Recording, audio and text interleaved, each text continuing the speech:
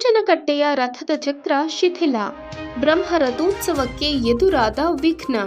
ಇತಿಹಾಸ ಪ್ರಸಿದ್ಧ ಚುಂಚನಕಟ್ಟೆ ಜಾನುವಾರು ಜಾತ್ರೆ ಚರ್ಮಗಂಟು ರೋಗದ ಹಿನ್ನೆಲೆಯಲ್ಲಿ ರದ್ದುಗೊಂಡ ಬೆನ್ನಲ್ಲೇ ಕೋದಂಡರಾಮ ಬ್ರಹ್ಮರಥೋತ್ಸವಕ್ಕೆ ರಥದ ಚಕ್ರ ಶಿಥಿಲವಾಗಿರುವ ಕಾರಣ ವಿಘ್ನ ಎದುರಾಗಿದೆ. ಕಳೆದ 4 ವರ್ಷದ ಹಿಂದೆ ಹಳೆಯದಾಗಿದ್ದ ರಥದ ಚಕ್ರಗಳನ್ನು ಬದಲಾಯಿಸಿ ಶಾಸಕ ಸಾರಾ ಮಹೇಶ್ ಅವರ ಸೂಚನೆಯ ಮೇರೆಗೆ ಈ ಕೋದಂಡ ರಥಕ್ಕೆ ಸುಮಾರು 12 ಲಕ್ಷ ರೂಪಾಯಿಗಳ ವೆಚ್ಚದಲ್ಲಿ ನೂತನ ಚಕ್ರಗಳನ್ನು ಅಳವಡಿಸಲಾಗಿತ್ತು. ಆದರೆ ಮೂಲಗಳ ಪ್ರಕಾರ ಅಂದಿನ ಸಮಯದಲ್ಲಿ ಚಕ್ರದ ಒಳಭಾಗದಲ್ಲಿ ಹಸಿಮರವನ್ನು ಚಕ್ರ ತಿರುಗುವ ಜಾಗದಲ್ಲಿ ಹಸಿಮರ ಹಾಕುವುದರ ಜತೆಗೆ ತಗಡಿನ ಹೊದಿಕೆ ಹಾಕಲಾಗಿತ್ತು. ರಥೋತ್ಸವಕ್ಕೆ ಬಳಸಿದಾಗ ಹಸಿಮರ ಘರ್ಷಣೆಯಿಂದ ಒಳಗೆ ಮೆದುವಾಗಿ ಹೋಗಿತ್ತು ಎನ್ನಲಾಗುತ್ತಿದೆ.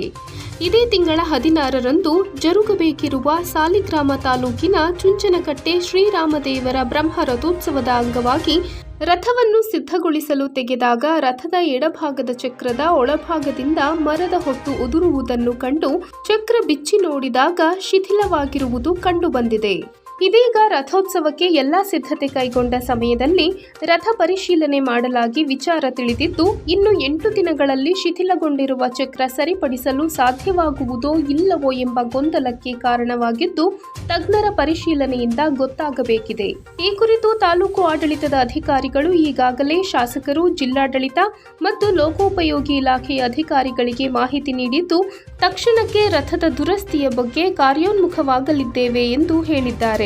ಕೊರೋನಾ ಕಾರಣದಿಂದ 2021 ಮತ್ತು 2022ರಲ್ಲಿ ದೇವಾಲಯದ ಕಳಸ ಸ್ಥಾಪನೆ ಕಾರಣದಿಂದ 2 ವರ್ಷಗಳಿಂದ ಸ್ಥಗಿತವಾಗಿದ್ದ ರಥೋತ್ಸವ ಚರ್ಮಗಂಟು ರೋಗದಿಂದ ಜಾನುವಾರು ಜಾತ್ರೆ ರದ್ದಾಗಿದ್ದು, ಉಳಿದಿರುವ ಈ ಬಾರಿಯಾದರೂ ರಥೋತ್ಸವವಾದರೂ ಅದ್ಧೂರಿಯಾಗಿ ನಡೆಯುವ ಭರವಸೆ ಇತ್ತು. ಆದರೆ ರಥದ ಚಕ್ರ ಶಿಥಿಲವಾಗಿರುವ ಕಾರಣ ಈ ಬಾರಿ ರಥೋತ್ಸವ ಜರುಗುವುದೋ ಇಲ್ಲವೋ ಎಂಬ ಅನುಮಾನ ಸಾರ್ವಜನಿಕರನ್ನು ಕಾಡುತ್ತಿದೆ.